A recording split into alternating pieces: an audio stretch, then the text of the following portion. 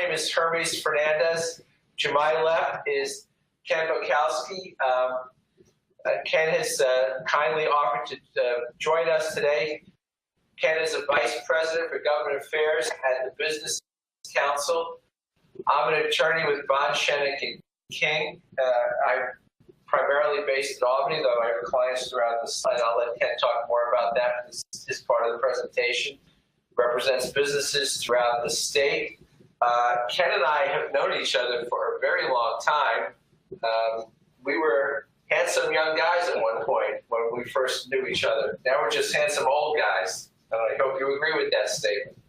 So before we continue on, let me ask all of you as part of this webinar to please mute your phones so we don't hear ringing or speaking or typing. And hopefully the only typing that you do during this presentation is to type in questions to us. There is a provision on the screen for questions and answers. We will both try to work in answers to your questions. They don't have to come at the very end of the seminar. We'd like them actually throughout. Seeing, at least for me, just speaking for myself, seeing questions typed in lets me know that in this format people are paying attention. So if you want to just type in hi or good point, that would be fine. But you can type in your questions and we will work the questions in. Anyways, I'm going to try and give everyone a bit of a primer on Albany itself, talk about a couple of substantive issues. Ken is going to talk about many more of the substantive issues facing manufacturers in our state. I've been, as a lawyer for my entire career, I've been in government or around government. I began with the federal government. Before I came to Albany, I was an attorney with the United States Justice Department.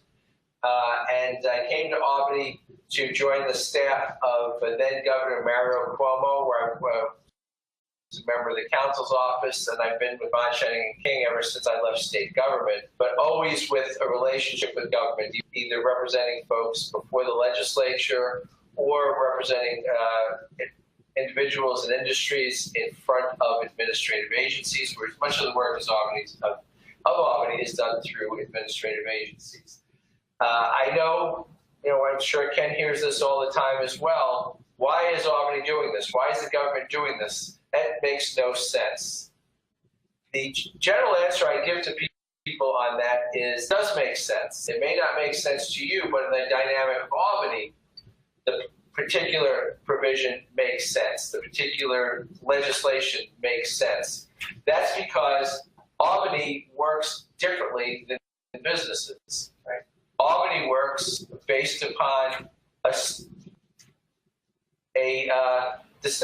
based upon the separation of powers, a distribution of powers, a relationship with various interest groups, whether they are advocates, unions, businesses, contributors. But there is a dynamic to Albany that I think is helpful for people to understand, and I'm going to try and go through that fairly quickly.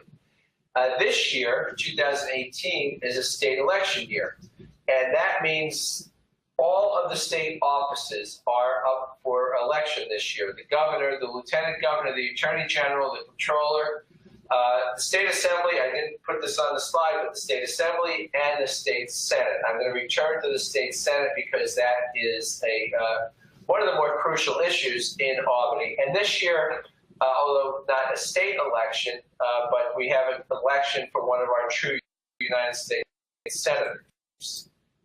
Okay. So we have Andrew Cuomo, who you all I'm sure know, some may love, is governor completing his second term. He is seeking a third term. He has a record. Right? He has a record that we'll touch base on some of the things that he's done. The thing he is most proud of is that he has limited state spending to 2% annually in terms of an increase. Though I saw an analysis yesterday that said the increase has actually been 4%. But he is, and you will hear him say this, very, very proud and believes it's a necessity that the state have looked at its spending habits, slowed its growth in spending to put the state in a more competitive position. The property tax cap that is put in place. Local governments are stuck with a cap that we refer to as a 2% cap. The cap is actually the lower of the inflation rate, or 2%. There is an override, but we've seen very few local governments who have actually gone forward and overridden the 2% cap. There are other things that he has done. There are various social issues that he has addressed, such as marriage equality, another piece that I'm sure he will be talking about. He, though, has some vulnerabilities in this election year. Certainly, I would not put money on him losing, but I can see how things could develop where he could be really at risk. He is seen as manipulative, is seen as a bully.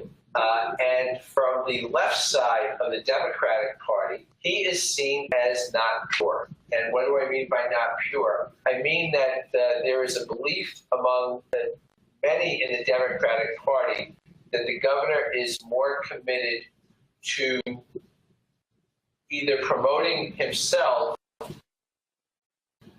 or promoting an agenda that requires Republican support.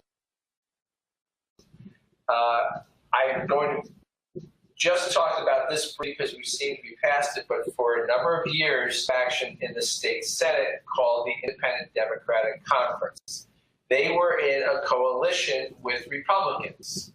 That has driven many Democrats crazy, to the point where the governor this year was able to, and maybe even wasn't a question of ability, but simply a question of willingness, brought the Independent Democratic Conference back into the fold with the mainline Democrats in the state Senate. That issue has caused a real uproar on the left, on the more liberal wing of the Democratic Party. It has led to what I'm going to talk about next, and that is the fact that the governor has a primary. His primary opponent is Cynthia Nixon.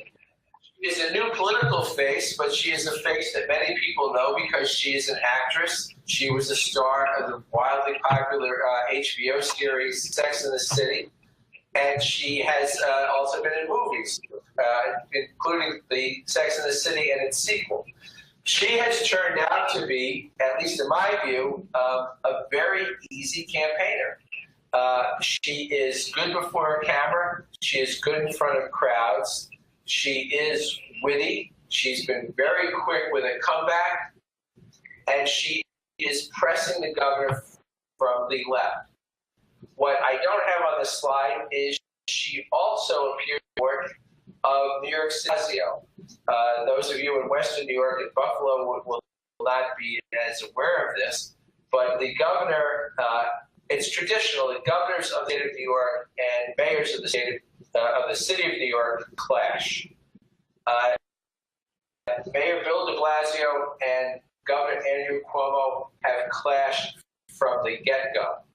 And it has been really some very, very surprising developments in that over the years, including the governor being very upset when individuals who worked for him have gone on to work for the mayor of the city of New York.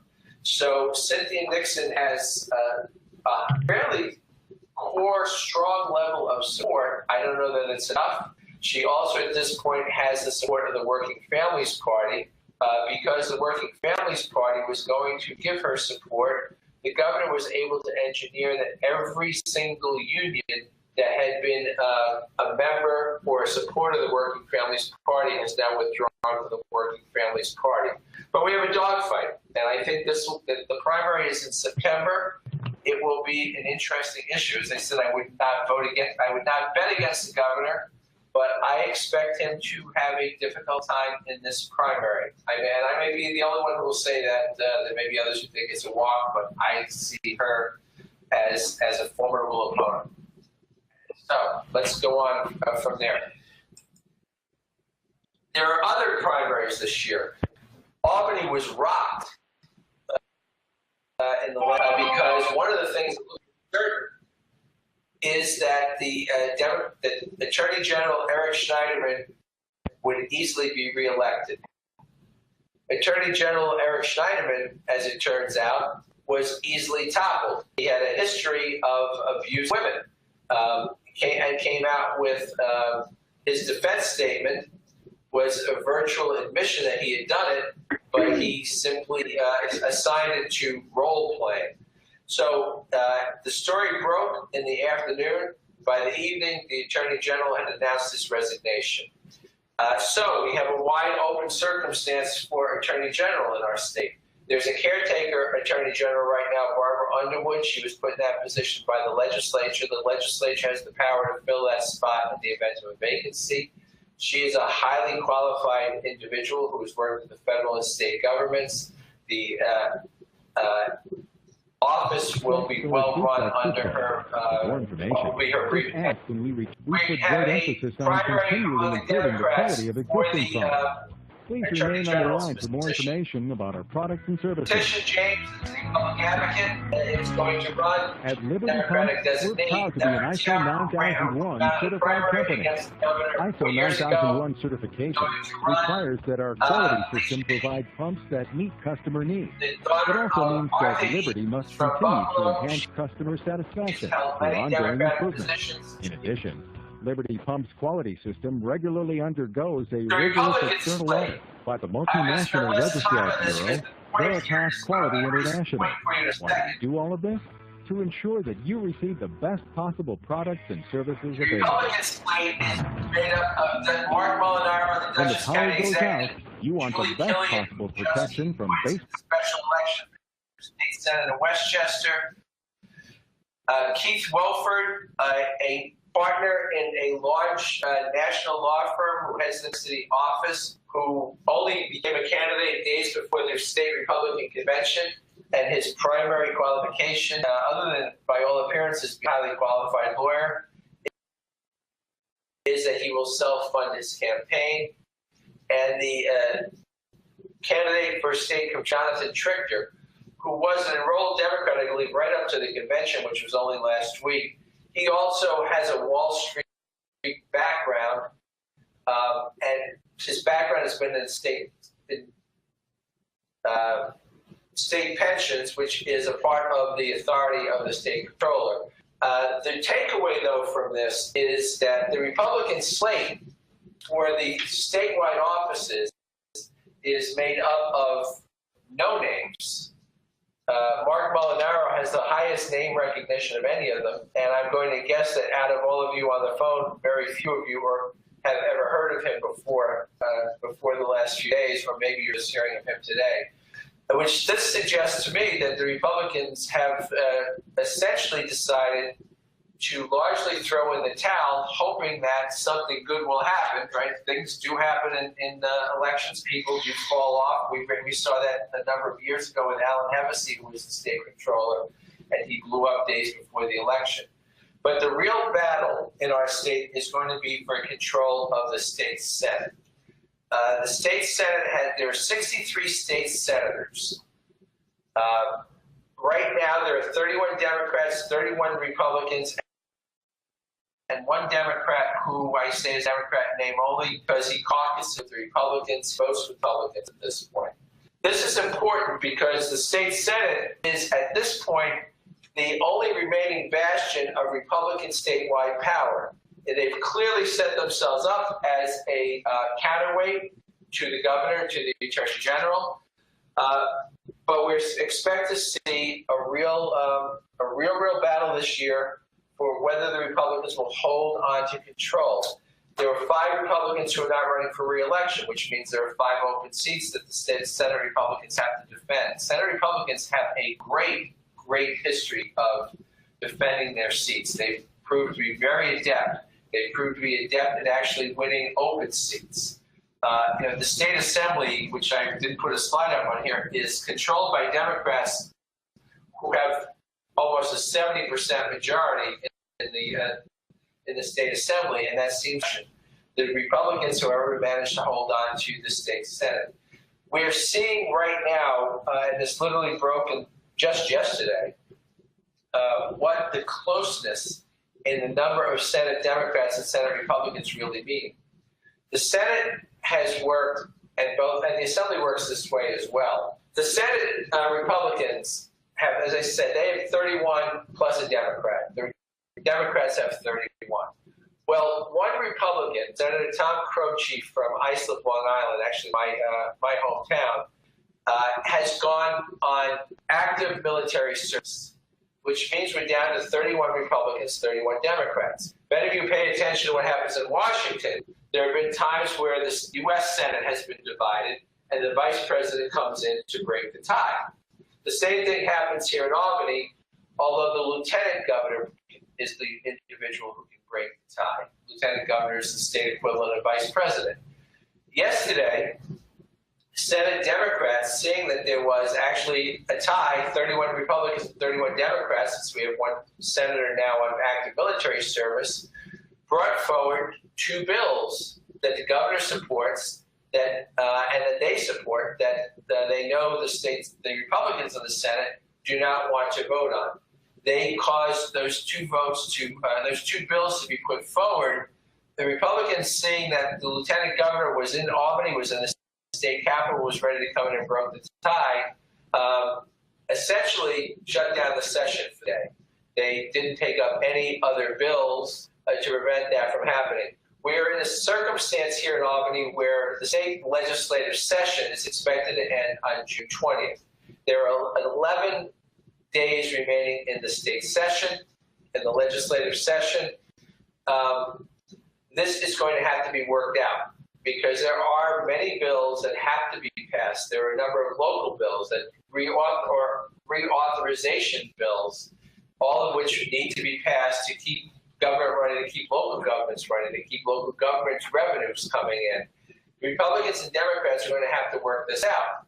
And one of the problems that we have, and I'm actually jumping ahead to 2 slides here, the way the state legislature works, so let me come back to this, jumping way ahead here, party matters. Both parties, both houses, the minority parties are always marginalized. I don't know how long this has lasted, but I've been in Albany for 32 years, and it certainly predated me by decades. The minority parties receive less resources. They have a very difficult time getting any bills passed other than local bills, and even those they have a difficult time with.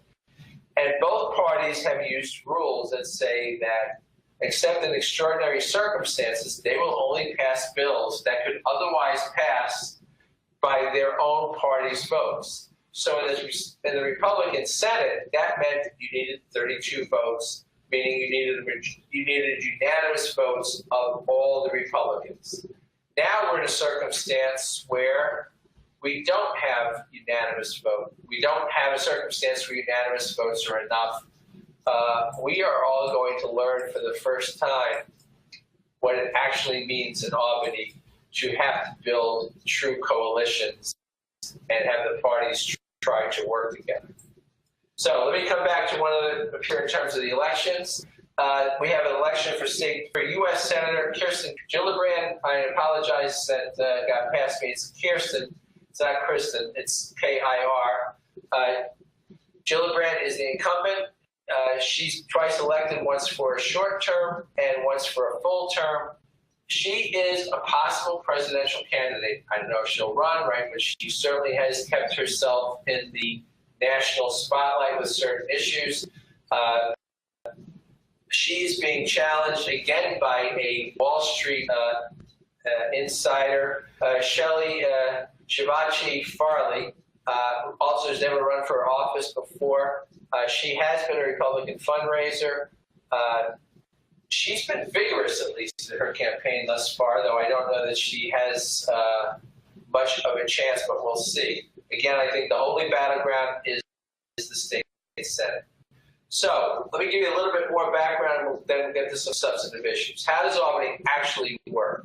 The governor has, each governor, in every state, there's a state constitution. New York's constitution is one of the state constitutions that gives more power to governors than most. Our governor has extraordinary budget power. He essentially can force the legislature to accede to his will in the budget. He controls many agencies. If you looked at a state like Texas, for example, many state agencies do not actually report to the governor. In our state, the only agency that does not is, surprisingly, the State Department of Education. That is controlled by the State Board of Regents. The State Board of Regents is made up of individuals who are elected by the state legislature, and they represent areas within the state, but they actually have the authority over education. The governor, though, has authority in the budget for state education. He also has the bully pulpit. He can make his ideas known, and he can propose legislation regarding education. He also has the power in that he is really the only recognizable statewide official. I mean, we do have other statewide officials, but the governor is one that people know about. The governor also controls agencies that can bring enforcement proceedings. For example, in insurance, the State Department of Financial Services can bring enforcement actions against insurance companies. The Health Department can bring enforcement actions against hospitals and nursing homes and healthcare providers. So he has a great deal of power. He can propose legislation. The legislature will consider. He can call the legislature back into special session. In Albany, it begins with the governor. I won't say it ends with the governor, but it begins very, very strongly with the governor. One of the things that makes our state government unique is that we have two separately elected state officials, the Attorney General, and I'll mention Controller next, but the Attorney General is separately elected. His authority, or her authority, Barbara Underwood's authority right now, they defend state officers and agencies in lawsuits. But they also have the independent power to conduct investigations and bring civil actions. So, we very often see the Attorney General bring consumer protection actions. They can bring securities law actions. They can bring lawsuits, and these are civil actions for the most part, for repeated violations of law. There's something called Executive Law Section 63, which gives the Attorney General the power to subpoena individuals, bring them in for questioning, and then make a decision as to whether to bring a civil or criminal proceeding if the Attorney General has civil authority or criminal authority. The Attorney General is not a district attorney. The Attorney General has criminal jurisdiction, but it is a limited criminal jurisdiction. Most of the Attorney General's authority is civil authority. So those are lawsuits for penalties, for damages, for fines, but not necessarily to put someone in prison. The Attorney General is a rival, typically, and has some oversight of the governor. It's supposed to be a partner of the governor, but also has oversight of the governor. We've seen now 2 out of our last 3 governors previously were Attorney Generals. Ken quipped me before we began this presentation that the shorthand for Attorney General AG is almost governor, or it could be a waiting governor, but we're there, and the Attorney General has a great deal of authority. Andrew Cuomo, as governor, used authority to investigate, and when he was asked to investigate by then-Governor Eliot Spitzer, asked him to investigate an issue with the then Senate Majority Leader Joe Bruno. Andrew Cuomo turned that around to investigate Eliot Spitzer, which caused a great deal of angst for the Governor Spitzer, and was one of the processes that ultimately led to his downfall. So the comptroller, and I'm going to speed up a little quickly here, the comptroller is separately elected. He is the sole trustee of the state pension funds, which are enormous amounts of money. He has oversight of state spending. He pays the state's bills. The comptroller can refuse to pay a bill. He can say there's not legal authority to pay this. I have questions about that. The comptroller approves contracts. The comptroller can refuse to approve a contract. That does happen. It is a check on the governor, and it's a check on the legislature. The comptroller also can audit state agencies and local governments, and does that very frequently. The comptroller can be a rival to the governor, often is less of a rival, but The ability to oversee state spending can make the Comptroller's authority something that can make governors uncomfortable from time to time. The legislature has two houses, Senate and Assembly. Bills have to pass both, right? And we've long had this split. Democrats control the Assembly. They have since 1974. 1974 was the Watergate election years. Republicans have been in the Senate for years and years. I don't know when their control started, but it has been, I believe, for my entire lifetime, save for 2 years following Watergate and 2 years, 10 years ago, and that they've held it since. The leaders of each party really are in charge of the legislature. They assert their leadership because staff reports to leadership.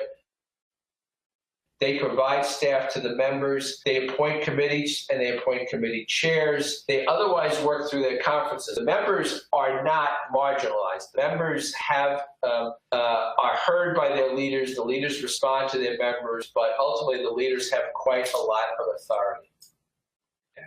There are also independent and quasi-independent boards and commissions and authorities. I already mentioned the State Board of Regents, but others that you might be familiar with. The Public Service Commission, which has a great deal of control and direction over utilities, so power, phones, cable, cable TV. But that's Public Service Commission. The Workers' Compensation Board, the independent authority that everyone loves to kick. The Compensation Board does some head-scratching things sometimes. It's always a big cost for everyone. The New York Power Authority. The Metropolitan Transportation Authority, I know I'm talking to folks in Western New York, but the MTA is probably the big owner of all the authorities. It runs trains in the metropolitan area. Thinking that the Peace Bridge, formerly titled the Buffalo and Fort Erie Public Bridge Authority. These boards and authorities all have ability to act independently, but their membership is appointed by governors. The state legislature has an ability to appoint some of the members. The State Board of Regents is all appointed by the legislature. So they have people who are looking at them and telling them what they'd like to do, but they ultimately have an independent authority that is subject to political pressure. So with that, I'm going to cover two things just very quickly because we've gotten so many questions about these from clients, and we know many folks are very interested in this. As we look at various ways that Albany works, one of the things that Albany can do is legislation. One of the things we've seen is the Department of Labor proposed regulation on just-in-time scheduling. This was highly controversial. We don't even know whether this is going to go forward. We've got so many questions about it. It really arose as a part of the governor's directives to state agencies, where he's looked at things like sexual harassment. He's looked at questions about minimum wage, right? We've seen a much higher minimum wage introduced. The same issues regarding the scheduling of workers. Some abuses that we've seen where some workers have been called in and kept on a string, essentially, being told, call in every day, we'll tell you whether you're working a shift. Or call in, and we'll tell you whether you're working tomorrow. We might even need to call in the morning. We'll tell you whether you're going to work today. That's happened quite a bit in low-wage jobs. It has, it's caused problems for individuals in terms of childcare. It's caused problems for people who might be trying to get ahead and taking classes. But it's clearly been disruptive for workers, and the governor has responded to that. Now, there's certainly very legitimate reasons just-in-time scheduling as well. But the governor has responded to workers by telling the Department of Labor to come up with something to address this. So the Department of Labor proposed a regulation that had everyone screaming when it was proposed. It is something I expect to be greatly revised. We may see something. Agencies have to, if they're going to adopt the regulation, they have to propose it. They have to allow notice and comments so individuals, businesses can actually submit comments. They have to, if they're going to adopt the regulation, they have to address all the comments. That's what's been going on, so that's why I expect so much to change here. The current rule for call-in pay, and this I know people sometimes forget, is if individuals are non-exempt employees, so right, your non-professional staff. We're talking about people who are otherwise eligible for overtime. That's exaggeration, but that's a good shorthand. People who are otherwise not eligible for overtime. They must get a 4-hour shift or the number of hours in a regularly scheduled shift. So you may have people who only have 2-hour shifts. If that's their regularly scheduled shift, they get 2 hours. If that's not their regularly scheduled shift, they got to be paid for 4 hours. That's the current rule. And that can be offset against amounts actually paid to them. So if people make more than the minimum wage, the 4 hours may not apply, but that's the basic rule that we're working from. So with the just-in-time scheduling, there's big change. This rule talks about something different. You work on any shift, you have to receive at least 4 hours. If you're required to be on call, you'd have to be paid. If you are required to report for a shift not scheduled 14 days in advance, you've got to be paid 2 additional hours. And then you've got 4 hours of pay required when shifts are canceled. This is all a big deal, right? With covering a lot of different things. The amounts of pay, rate, and if overtime is required, you get overtime. Otherwise, you get your basic hourly rate. Then there's 4 hours of call-in pay for reporting to work when the shifts get reduced. This is very big. There's a number of exceptions. If there's a collective bargaining agreement, the regulation won't apply. New 2 weeks, and then regularly scheduled employees who volunteer to cover shifts for other workers. But even there's quirks where the shifts have to be scheduled far in advance. Now, I know my father always was accepting shifts for other workers. This would have put a huge crimp in my family's income if those shifts had not been placed 14 days in advance. So, other exceptions. If a worker's wages exceed 40 times the minimum wage, so essentially 40 hours of minimum wage, then this is not going to apply. Or if there's a canceled shift due to an act of God or other causes not within the employer's control. And if it's not an act of God, good luck convincing the Department of Labor this is not within an employer's control. So highly, highly controversial. We'll see, and I think Ken's going to talk about what may be coming down the pike. And I just want to quickly, because we've gotten so many questions on this. This has been in effect since January 1st, right? It's very complicated. For those of you who are on this webinar who are in HR, I hope you're telling all of your all of the folks you work with not to make a step on this without you, because the paid family leave rules are complicated. I'm not even going to go through what the rules are. I've really shortened them here. I've got them in the slides, but they get much more beyond this. But the takeaway for paid family leave is it's complicated. You can deduct from a worker's pay the cost of it, or you as an employer can pay it yourself. And there are those who it applies to, and there are those who it does not apply to. And with that, I'm going to turn this over to Ken Pikowski. Great. Thanks, Hermes. I appreciate it. As Hermes said, we've known each other and worked together for a long time. My name is Ken Pikowski. I'm the Vice President of Government Affairs for the Business Council of New York State.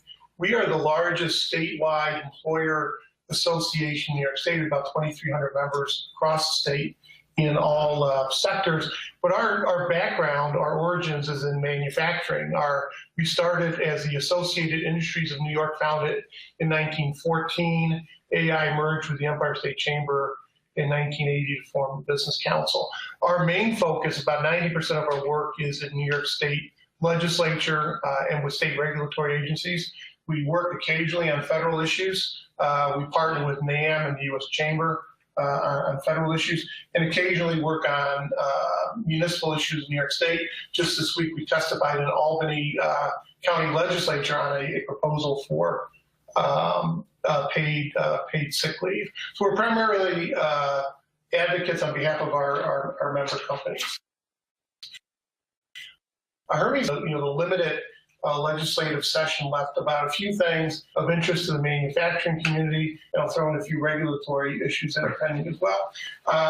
Manufacturers are the largest single sector within our membership. About a quarter of our 2,300 are manufacturing members. And when we talk to our manufacturers, we suggest that they engage with us on a handful of issues: taxation and tax credits, workers' compensation, environmental regulations, which apply to both facilities and products and materials, energy policy, something that's been very dynamic in New York State over the last 5 years, labor law and workforce development. And I say procurement, many of our members sell to state and local government, but other issues come up under our broad category of procurement. We see proposals for Made in America purchasing preferences. In fact, last year, a Made in America bill passed.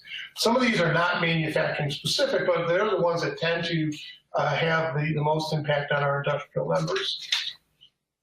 And as I said, we work on legislative issues. This slide just highlights some of our recent successes of particular interest to manufacturers. I go back to 2014 when the state did major business tax reform. One of the manufacturing specific outcomes was if you're a corporate franchise taxpayer, as a manufacturer, your income tax rate went from 6.5% to 0. If you're a non-manufacturer, a non-C Corp manufacturer, you have a refundable credit against property taxes paid. Other things on here, air permitting is primarily a manufacturing issue. We've worked on energy issues. We've worked on, against proposals to restrict use of certain chemicals. We've worked successfully against economy-wide CO2 limits, et cetera. Excuse me. So given the limited time left in the state legislative session, I want to highlight a few issues that we're working on. And if we don't get to all your questions today, my contact information is at the end of the presentation. You're more than welcome to follow up with me or other members of my government affairs staff. Our number one issue that we're working on end of session is addressing ways where federal tax reform have had unintended consequences at the state tax level. Generally speaking, New York State starts with your federal taxable income under both our personal income tax and our corporate income tax. And as the Tax Cut and Jobs Act broadened taxable income but did rate reductions, et cetera, to lower the effective rate, those base broadeners flow into New York State taxable income. The state legislature adopted a few decoupling measures in the state budget. We have several left to go. The first two here apply to businesses, foreign subsidiaries. Federal government will be taxing at an ongoing taxation of certain foreign earned but undistributed incomes. We will tax those in New York State as well unless we do a decoupling bill. Those are the first two bullets on this slide. They apply to our manufacturing members, but apply to our members across the board. The third bullet, the federal government put a cap on the deductibility of business interest expenses, which again flows through to business taxpayers, both corporate and S corps, et cetera. We're proposing to decouple from that cap, which basically limits your deductibility to 30% of your taxable income. The fourth one is specific to manufacturing. To qualify for that 0% rate in those property tax credits, you have to meet the definitions of a qualified New York manufacturer, which is based on your share of net receipts coming from manufacturing activities and your amount of manufacturing assets in the state. Both of those could be affected adversely for this purpose by federal tax reform, so we're trying to decouple there as well. On the second, I'm going to go back and forth between some legislative and regulatory issues. We had significant workers' compensation legislation adopted in 2017 as one of our crowning achievements of the last legislative session.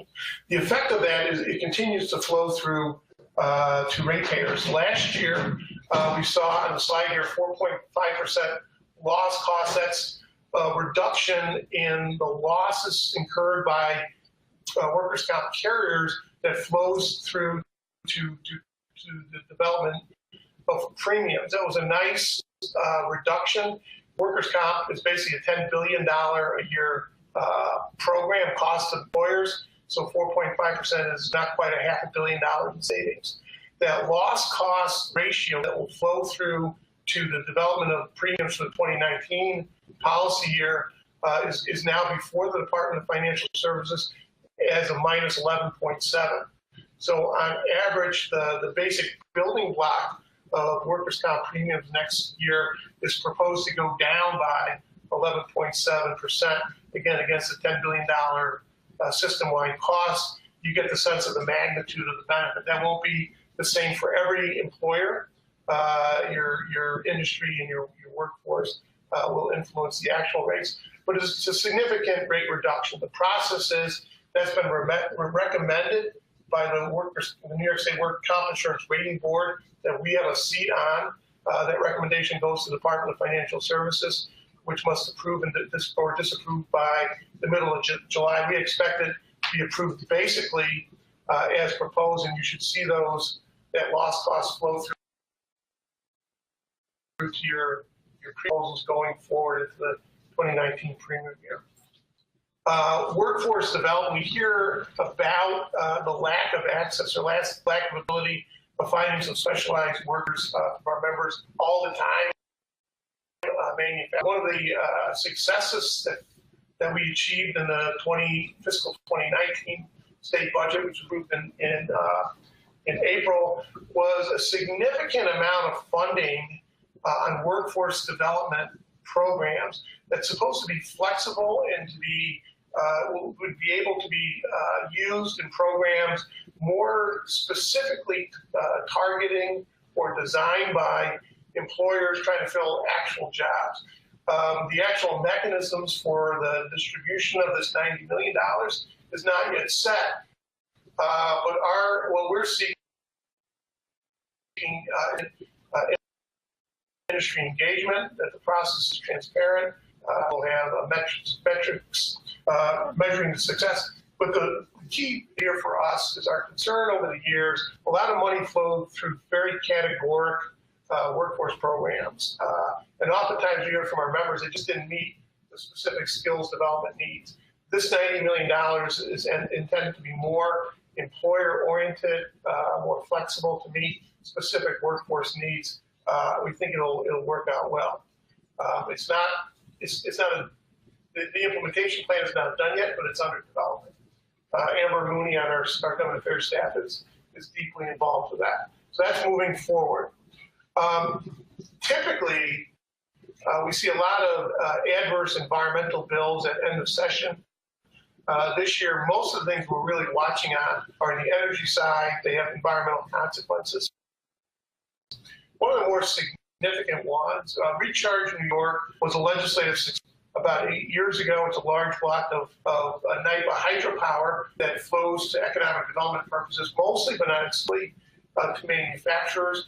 We've got a bill in that's making some adjustments that's going to make this power a little bit more affordable, the program a little bit more flexible for the business members. First and foremost, right now, if you're in the program, you know you get a blend of NYPA hydropower and NYPA purchase power. One of our major amendments would allow you to exhaust your hydropower allocation first. That tends to be the most inexpensive.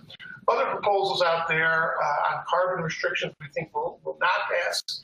But there is a proposal out there by the New York State Independent System Operator. This is the entity that oversees the state's electric grid, has a proposal on the table. They'll eventually have to flow through FERC, the Federal Energy Regulatory Commission, and that would be to actually introduce carbon pricing into the state's wholesale energy market. Major concern for our energy consuming members, particularly in the manufacturing world. This is about a 2-year cycle. It's something new and different, and our guy on staff is Darren Suarez. I'll show you our staff roster in a minute. As Hermie said, a lot of action on labor law and employment law. One thing among those issues that needs extension in the 2018 session is bullet number 1. 6 years ago, the state significantly revamped the ability for employers to do withholding from employees' paychecks. This covers things like taxes, which are required by law, but also contributions to pensions and other employee benefit programs, payments for things like cafeteria purchases and parking, military expenditures like health clubs and others, all that employee. The ability to do all that expires at in November of 2018. This bill cited here would do a 3-year extender. We've been fairly supportive of the program. We'd like to add a few things, which probably won't happen. But that's one of the things we do expect to be extended before the legislature breaks. Herbie's mentioned the predictive scheduling rule. We've had several conversations with the Department of Labor since the public comment period was held. I think they quite frankly don't know what to do with it. It's totally unworkable for any business whose work activity is influenced by the weather. Think car washes, think landscaping services. Beyond that, it's just really difficult for many employers to manage. We made recommendations to really focus on advanced scheduling and to prohibit any employer retaliation against employees who might refuse an offer. But we think the type of strict scheduling and pay requirements that would flow through the proposed rule are simply unworkable. So we'll see that it has to come out as a revised rulemaking that would require another public comment period. We expect that sometime later this year. One of the provisions that passed again as part of the state's budget was new provisions on sexual harassment. There's already significant anti-harassment requirements in New York State, but a few other provisions were passed near the effective dates. Effective July 11th, 2018, employers will no longer be able to require employees to submit sexual harassment-related claims to arbitration. Even if they're already in employment contracts or policies, it'll become ineffective as of July 11th this year. Likewise, employers can no longer require non-disclosure agreements part of settlements related to sexual harassment claims unless they are being requested by the employee. The employer will be subject to penalty for harassment of non-employees on the work site, contractors and whatnot. That was effective as of April 1st with the passage of the bill. The Department of Labor will be developing a model sexual harassment policy and model sexual harassment training that employers will be required to adopt and implement effective April 9th of this year. The sexual harassment training will require annual training of all employees consistent with that model training methodology. So those things have already passed. Implementation will phase in through the rest of 2019. In New York State, where the legislature has something like 16,000 bills introduced in a 2-year cycle, there are literally hundreds of bills we're keeping our eye on for the end of session. Things of particular interest to our members and our manufacturing members. Proposal to extend New York State's public works prevailing wage to any private sector project, any degree of state or local financial assistance, whether financing, tax abatements, getting a manufacturer's investment tax credit, getting funding through regional economic development, a council process, all of the above. It's been a major ask of organized labor with the state legislature this session. It's one that we've been pushing back strongly against. Right to repair bill. This is a bill that's been around for a couple of years. Every manufacturer of digital electric could be in any type of device with an appliance or something else to provide diagnostic information to third parties then would be able to repair. This is the bill as written includes motor vehicles and medical devices, but applies to anything else that would have basically an electronic brain in it. We think it's an opportunity for significant mischief, and we propose that. Beyond that, there's literally hundreds of other proposals out there. For better or worse, the end of session is really going to be dominated by issues that really are not significant for us as professional lobbyists representing the interests of our members. Things like, how teacher evaluations are done in public schools. I left this off the bullet, but they're working on legislation to authorize and regulate sports betting in New York State. I think those two issues have a fairly likely chance of being adopted before the session's done. Things like legalization of marijuana, I think less so. But a lot of other more socially oriented bills get a lot of the legislative focus. As mentioned, we have a full lobby team. This is our staff. We all focus on different sections of law. Excuse me. As I said, I'll end with our our contact information. You're about a third to a half of the companies on the call today are members of the Business Council. Even if you're not, if you have a question on any of the legislative issues or regulatory issues I talked about today, up to me. This is my contact information. If it's not an issue that I'm personally working on, I can certainly connect you to the right person on staff.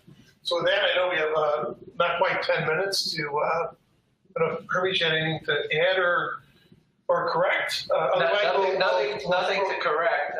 The list of issues is daunting, and the number of issues the Business Council takes a look at is also daunting.